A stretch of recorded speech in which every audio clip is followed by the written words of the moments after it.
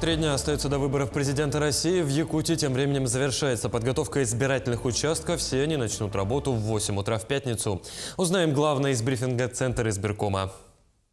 Мы отмечаем высокую готовность нашей избирательной системы республики к этим важнейшим выборам нашей страны шестилетия.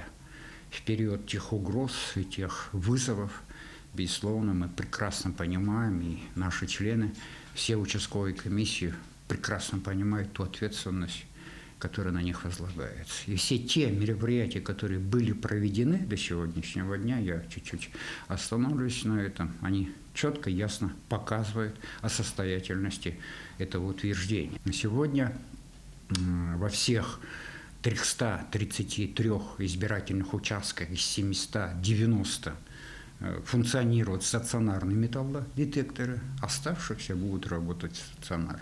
Будут дежурить представители правоохранительных органов, проведена вся работа противопожарных служб для обеспечения, для создания условий. Резервные источники питания, связь налажена. С этой точки зрения очень большая работа была проведена.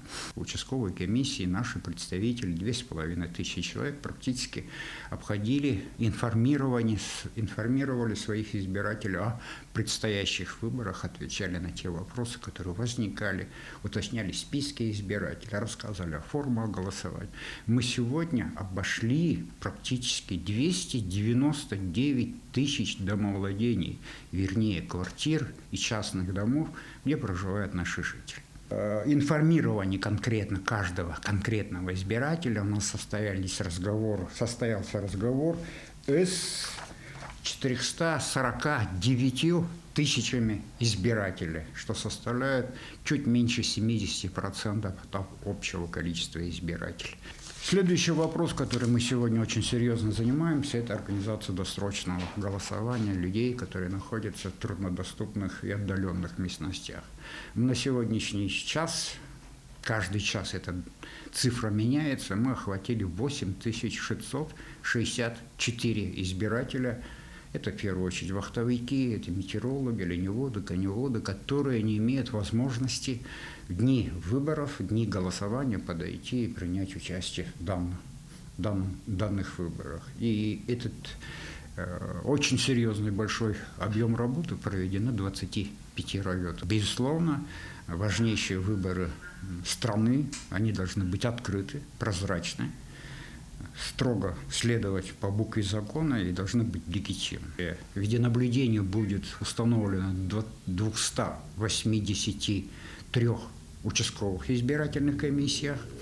Это практически 40% нашего количества участковых комиссий. Во всех остальных будут работать в виде фиксации.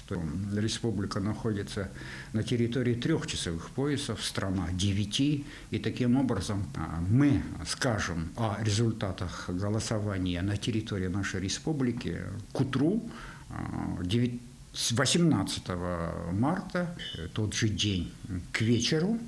И в соответствии с требованиями закона ЦИК страны в течение 10 дней должна рассмотреть вопрос об итогах голосования в выборах в нашей стране. Далее в эфире «Итоги дня», в студии Петр Васильев. Здравствуйте, коротко о темах выпуска. В Якутии одновременно открыли 12 социальных объектов. Среди них многоквартирные дома, крупные больницы, школы и спортивные комплексы. Тем временем в Ленском районе продолжаются работы по ликвидации аварийного жилья. Программа переселения реализуется с опережением графика. Новые учебные классы, спортзалы, столовая. В Якутске состоялось открытие объектов социальной инфраструктуры, в рамках которой ввели пристрой школы номер 26. Разговоры о важном для взрослых. Во Владивостоке стартовал окружной женский форум. Ну а тем временем в республике наступила самая настоящая театральная весна. Русский театр отправился на гастроли в Ленск, а алданский ТЮЗ радует жителей Нерюнгри. Открытие 12 социальных объектов в Якутии с участием главы региона состоялось сегодня по видеоконференц-связи. Так, новые школы ввели в селе Абага Амгинского района, в поселке Чукурда Халаиховского района и в Якутске.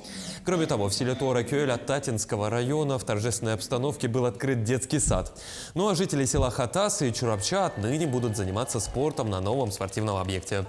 Также жители Момского и Чурапчинского районов будут посещать просторные современные больничные комплексы. Помимо социальных объектов в селе Амга и Сунтар были возведены водоочистные станции, а покровчане и верхнеколымцы справили новоселье. Все эти объекты были возведены благодаря национальным проектам, которые инициировал президент страны Владимир Путин. На эти цели из федерального бюджета выделили свыше 6 миллиардов рублей. Подытаживая, можно сказать, что вот как раз, когда вот одновременно мы открываем столько объектов, это ведь не специально. У нас в этом году будет открыто 76 таких крупных социальных объектов. И вот сегодня мы открыли только 12 из них. В начале года уже открыто около 10. Вот. И эти работы будут продолжаться, и это показатель того, что вся наша страна развивается, жизнь людей улучшается. Это наш лучший ответ на всякие трудности. И мы понимаем, что вот национальные проекты нашего лидера, нашего президента Владимира Владимировича Путина, они реально двинули страну вперед, и мы уверены, что и дальше будем также развиваться, несмотря ни на какие трудности, вперед только к новым победам. Новые учебные классы, спортзалы, столовые. В Якутске состоялось открытие объектов социальной инфраструктуры, в рамках которой ввели пристрой школы номер 26. В новом корпусе будут учиться школьники с 9 по 11 классы. Подробности в следующем материале. Глава Якутии Арсений Николаев открыл в режиме видеоконференц-связи пристрой к средней общеобразовательной школе номер 26 с углубленным изучением отдельных предметов в Якутске. Церемония сдачи объекта в эксплуатацию состоялась сегодня. Также в этот день в республике начали работать сразу 12 крупных социальных и инфраструктурных объектов.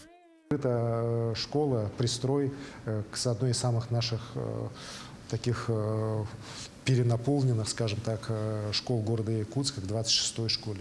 И вот это показывает, что тоже комплексная работа идет по объектам образования. И это говорит о том, что сегодня национальные проекты нашего президента Владимира Владимировича Путина, они работают везде. Вот еще раз, от самых маленьких наших населенных пунктов, деревень, заканчивая уже крупными нашими городскими агломерациями. Строительство пристроя школы 26 началось в декабре 2022 года.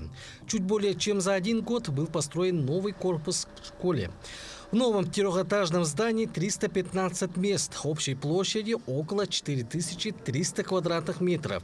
Корпус построен в рамках реализации проекта по созданию дополнительных мест в общеобразовательных организациях по национальному проекту образования.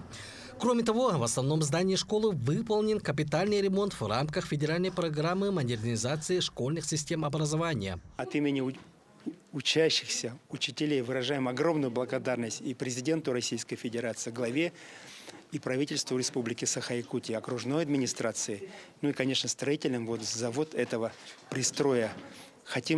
Уверены, что это создаст дополнительные, конечно, возможности для повышения качества обучения наших учащихся. 26-я школа является третьим по количеству учащихся общеобразовательным учреждением не только в городе Якутске, но и в республике. В школе обучается порядка 1900 учеников в 2 смены. Благодаря новому корпусу учащиеся школы будут учиться в 1 смену. Мы надеемся, что данное здание решит проблему, это обучение в 2 смены. И тем самым, конечно же, у нас будет повышение качества образования. И мы очень рады, что начало строительства было у нас начато в год педагога и наставника, а вот у нас получился, что в год семьи Российской Федерации и года детства Республики Саха-Якутия. На 3 этажах расположились учебные классы, кабинеты с лабораторией, библиотека, спортзал, душевые, санузлы, столовая, а также стрелковый тир. Благодаря созданным условиям у учеников появилась возможность реализовать разнообразные внеучебные проекты. Прекрасно, мне очень нравится, очень красиво, вообще все очень яркое и безумно красивое. Ну, новый спортзал, я надеюсь, что там будут проходить соревнования, возможно, по разным дисциплинам. Столовую там хотелось бы поесть, вкусно обязательно, я надеюсь, там будут очень хорошо кормить. Ну, и тир очень красивый, безумно красивый. Мне очень все нравится. Ну, прям вообще красиво. Обучение в новом корпусе начнется в ближайшее время. Отметим, национальный проект образования создан для максимального раскрытия потенциала детей и подростков. В послании Федеральному собранию глава государства Владимир Путин сообщил о планах реализовать до 2030 года масштабную программу капитального ремонта школ, которая затронет около 18 тысяч зданий по всей России. Алексей Степанов, Григорий Хлопков, Якутск. В Ленске продолжаются работы по сносу аварийного жилья. На сегодняшний день из 97 пустующих домов снесена лишь часть. В районе улицы Орджоникидзе и Дзержинского ленчане наблюдают руины. Дома снесены, но то, что от них осталось, так и осталось. Подрядчик рассказал, что в ближайшее время строительный мусор будет вывезен, а проблема эта возникла из-за корректировок в контракте. Программа переселения в районе реализуется с опережением. В связи с этим количество пустующих домов растет, а средств на снос выделяется катастрофически мало. В этом году из бюджета района дополнительно на эти нужды будет направлено 47 миллионов. Этих средств хватит на снос 22 домов. Этого, конечно, будет недостаточно, учитывая общее количество. Ну, надеемся, получится торговка, надеемся, получим еще поддержку с района, чтобы все-таки все дома в городе снести. Вы видите, в центре города мы освободили земельные участки, сейчас сносим дома в начале этого года, остальные снесем, вывезем гаражи для того, чтобы освободить центр города под застройку. Владимир Путин во время послания Федеральному собранию объявил о создании нового национального проекта «Кадры», цель которого – укрепление связи между всеми уровнями образования, начиная со школы, заканчивая высшими учебными заведениями. У Якутии уже есть наработанный опыт таких связок. Про одну из них расскажет моя коллега Вероника Таюрская. 3D-моделирование, веб-дизайн и программирование уже давно вошли в нашу повседневную жизнь. В Якутии дети с раннего возраста проявляют интерес к IT-сфере. В республике реализуется связка всех уровней образования в сфере IT от школы до вуза. В нашей школе мы обучаем детей по направлению разработка сайтов, разработка игр, 3D-моделирование и дизайн сайтов. И самых наших микроразработчиков обучаем по Roblox Studio, где они создают свои собственные миры, свои собственные проекты. Ученик 9 класса столицы Илья Барашков давно интересуется сферой IT. Начав свой путь с разработки дизайнов сайтов, он занимается 3D-моделированием. Уже спустя короткое время обучения у молодого человека собралось большое портфолио. Вот если сравнивать работы, которые я делал, когда только начинал учиться, то там можно заметить, насколько мало опыта у меня тогда было. Если сравнивать вот работы, которые последние, то там уже сразу видно очень большой прогресс. Радует то, что у меня был учитель, уже действующий 3D-артист. Очень важно иметь наставника, который уже знает, который уже имеет опыт в этом деле. Айсан Николаев дал толчок для развития IT-отрасли в муниципальных образованиях республики своим указом, благодаря чему в Якутии стали открываться районные IT-центры. Сегодня их количество выросло до 19. У нас IT-направление, конечно же, развито в наших учреждениях дополнительного образования в поселке Чернышевский, в поселке Айхау и в городе Удачном. Там тоже совместно с нашими педагогами проводятся разные мероприятия и разрабатываются проекты инновационного характера. Обучение по направленности IT также идет и на уровне высшего образования. В Арктическом государственном институте культуры и искусств набирают будущих студентов, которых обучают прикладной информатике. Наши выпускники являются специалистами, которые умеют разрабатывать различное программное обеспечение по анализу данных, также управление различными информационными системами. Да?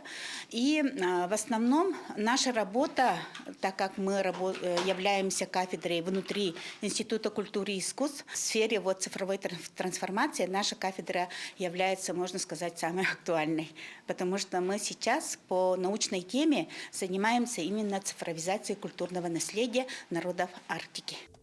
В настоящее время в республике реализуется ряд проектов, направленных на создание системы образования, нацеленной на всестороннее развитие детей и поддержание дальнейшего интереса к выбранной сфере.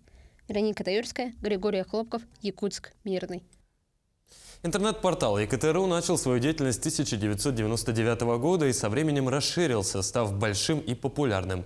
Однако в 2022 году часть сервисов прекратила свою деятельность, и спустя 2 года главная страница ekt.ru возобновила работу. Об одном из сервисов экосистемы ЕКТ в сюжете далее. За все годы деятельности интернет-сервис «Работа ЕКТ» стал одной из самых популярных и удобных площадок для поиска работы. Тысячи вакансий, резюме соискателей, успешно построенные карьеры и удачно сложившиеся судьбы людей нашли свой путь именно здесь. Лариса Ермолаева стала одной из якутян, которые нашли любимую работу с помощью данного портала. Вот уже 3 года работает старшим менеджером по продажам. На сайт зашла, обратилась, написала, скинула резюме, и меня сразу пригласили. Работа, конечно, мне нравится. Я стала старшим своего отдела. Работаем с клиентами. У нас ассортимент товара плитки керамогранита, санфаянса, керамик 3D у нас, дизайны выполняем, рабочие моменты. Контакты работодателей доступны без составления резюме и регистрации. Удобно для тех, кто предпочитает сразу связываться по электронной почте или по телефону. При этом для создания резюме на портале ЕКТ.ру есть соответствующий раздел. Я нашел работу на портале «Работа ЕКТ», и изначально я пришел на должность пиар-менеджера, однако через пару месяцев я стал руководителем отдела. Моя основная задача – это лидогенерация компании. Иными словами, я привожу клиентов в компанию, которым мы оказываем наши услуги. Мне очень нравится миссия нашей компании, она очень благородная, мы стремимся освободить всю Якутию от долгов, тем самым подняв качество жизни нашего региона на новый уровень. На портале «Работа ЕКТ.ру» размещены предложения не только для специалистов с высокой квалификацией, но и подработка для студентов без опыта. Я довольно-таки быстро нашел вакансию на «Работа ЕКТ». На данный момент я работаю уже около полугода, и мне здесь очень нравится. Нравится наш дружный коллектив, и в будущем я планирую карьерный рост уже до старшего официанта, либо до менеджера. Еще также очень удобно, что я могу совмещать работу и учебу. Продавцы, консультанты, администраторы, водители, инженеры, IT-специалисты – это лишь часть категории вакансий, которые размещены на известном для всех якутян сервисе «Работа ЕКТ». По образованию я, по идее, переводчик, но после выпуска я пошла работать в другую специальность. Это уже моя 5-я работа по счету. Некоторые компании сами находили мое резюме на портале, сами прислали мне предложения. И также я сама тоже кликалась на вакансии. Я могу развиваться профессионально и находить вакансии, которые мне нужны на портале «Работа ЕКТ». Работодатели размещают вакансии с полной или частичной занятостью для специалистов разного уровня. Сервис собирает огромное количество предложений о работе в одном интернет-портале. Даяна Федорова, Семен Семенов, Иван Сорокаумов, Якутск. Сегодня в рамках гражданского форума, посвященного Году семьи в Российской Федерации, Году детства в Республике, состоялся круглый стол на тему «Демография-2030. Здоровое питание и ЗОЖ как факторы снижения преждевременной смертности и повышения продолжительности жизни». В мероприятии были обсуждены стратегии по популяризации здорового питания и увеличения продолжительности здоровой жизни населения. Также рассмотрели вопросы об обеспечении взаимодействия центров общественного здоровья и медицинской профилактики. Отмечу, что план мероприятий на 2024 год по формированию приверженности к здоровому образу жизни у детей и подростков утвержден.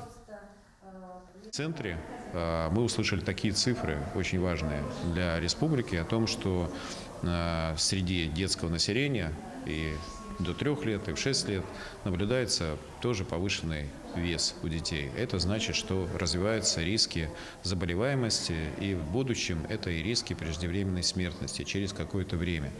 Поэтому очень важно обращать на это внимание. Мы прежде всего смотрим на опыт российских регионов по улучшению питания, по здоровому образу жизни, а также смотрим на международный опыт. В Владивостоке впервые стартовал окружной женский форум. Мероприятие собрало более 400 единомышленников со всех регионов Дальнего Востока. К работе форума присоединилась и моя коллега Алиана Михайлова. На форуме приняли участие делегаты из 11 регионов Дальнего Востока. В центре внимания мероприятия были возможности и проблемы женщин в современном мире, поддержка материнства и детства, а также воспитание патриотизма. Стоит отметить, что организаторами мероприятия выступили аппарат полномочного представителя президента Российской Федерации в Дальневосточном федеральном округе, Минвостокразвития России и Фонд развития социальных инициатив. Форум организован при участии посредством Дальневосточного федерального округа и Министерства по развитию Дальнего Востока и Арктики. Это первый такой опыт собрать почти 500 женщин со всех концов Дальнего Востока, женщин активных, женщин ярких, женщин деятельных в одном зале. Это люди, которые занимаются самыми разными вещами. Это и женщины политики, женщины, которые занимаются волонтерской деятельностью, благотворительностью, медийной сферы сотрудники. На форуме на одной площадке выступили руководители региональных общественных и волонтерских организаций, бизнес-структуры и лидеры общественного мнения в различных сферах. По словам участницы форума Альбины Винокуровой, такие мероприятия стоит проводить для того, чтобы у женщин была возможность выйти на открытый разговор, обсудить насущные вопросы и получить необходимую поддержку. Мы решаем сегодня очень важные вопросы, говорим открытым диалогом. Нас слышат. И мы благодарим правительство Российской Федерации, в том числе правительство региона Дальневосточного, за вот эту возможность именно в рамках форума решить те вопросы, которые сейчас наиболее важные. Сегодня женщины играют самую главную роль в сохранении духовных ценностей и воспитании подрастающего поколения. Как отмечает Мира Аргунова, общество строится на семье, а семья держится на женщине. Сильные женщины – это основа существующего крепкого общества. Я думаю, что сейчас, в сложное время, наша женская сила тоже должна консолидироваться. И этот женский форум, он как раз направлен на то, чтобы собрать вместе сильных, умных, творческих и креативных, ответственных женщин из 11 регионов Дальнего Востока. На форуме особое внимание уделили матерям и женам участников СВО, которые остаются сильными в тяжелые времена. Проведение женских форумов и открытый разговор способствуют укреплению женского сообщества, повышают уровень самосознания и самоуважения, а также дают возможность обсудить важные для женщин темы и проблемы. Лиана Михайлова, Владивосток. 12 марта Русский драмтеатр имени Пушкина откроет гастроли в Ленске. Артисты проведут 8 показов 4 самых популярных спектаклей. В первый день зрителям представят визитную карточку театра «Капитанскую дочку» Александра Пушкина. На гастроли театр вылетел практически в полном составе. Площадка, на которой будут проходить гастроли, в 4 раза меньше сцены Русского театра в Якутске, поэтому спектакли были переформатированы под площадку Ленска. В программу гастролей также вошли комедии «Голодранцы и аристократы» Эдуарда Скарпетты и «Часы с кукушкой» Леонида Филатова. Для семейного просмотра с детьми театр привез в Ленск сказку «Золотой ключик» или «Приключения Буратино». 12 марта 1832 года мода на балет в пачках разлетелась по всему миру.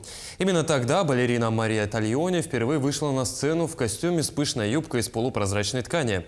Правда, в те времена балетная пачка была вовсе не такой короткой, как сейчас. Придерживаются ли традиции якутские балерины, знает моя коллега Даяна Федорова. Балерина в сознании любого человека представляется именно в балетной пачке. Этот сценический костюм стал неотъемлемой частью классического балета. Однако, прежде чем сформироваться окончательно, он претерпел массу изменений. Танцевать в бальных платьях было неудобно. Тогда юбка была длиной по щиколотку. По мере того, как усложнялась балетная техника, пачки становились короче. Ну а 77 лет назад появилась первая якутская балетная пачка, которая была сделана из марли, вымоченная в крахмале. Делали это для того, чтобы пачка могла держать форму. Почти 200 лет назад балетная пачка выглядела именно так. Тогда Мария Тальони появилась в балете «Сильфида». С течением времени балетная пачка стала реконструироваться. Она становилась короче, но тем не менее оставалась немного приспущенной. И вот в современном виде она появилась именно в таком. И сейчас даже используют современную пачку в стиле модерн. Сегодня пачки делают по примерно той же технологии, что и 2 века назад. Несколько слоев сетки и металлический каркас. Требуется около 2 недель для того, чтобы сшить одну пачку. Сложно, конечно, там кропотливая работа, долго собираем. Там обычно на юбке бывает 8 слоев, 10 слоев. Вот это все надо собирать, складки делать. Ну, приблизительно 2 недели шьем. Сейчас каждая балерина, начиная уже с юных лет, танцует на пуантах и в пачке. В якутской балетной школе учатся более 100 детей. Одной из них является Эйнара Таркова. Она из Момского района, вот уже 4 года учится в балетной школе. Изначально я захотела сама, и я здесь как бы была уже в лагере, и меня приняли в якутскую балетную школу. Вот, я уже станцевала разные вариации. Опытные педагоги вкладывают в каждого воспитанника частичку своей души. Они отдают на это массу времени. Валерия Зицерман около 4 лет преподает. Она является выпускницей балетной школы. Наша школа небольшая, у нас занимается всего чуть больше 100 детей, это 6 классов. Самые маленькие – это у нас 2 класс, дети, которым 8-9 лет. Самый старший на данный момент у нас 1 курс. Учатся они с утра до вечера, с 8:30 утра до 5-6 вечера. Увидеть на сцене театра оперы и балета особую магию и неповторимую красоту грациозно парящих юных артистов балета станет возможным 14 апреля на отчетном концерте, посвященном Наталье и Аксинье Посельским. Даяна Федорова, Семен Семенов, Якутск. Таким мы увидели этот день наши корреспонденты. Ну а я с вами прощаюсь. Всего доброго.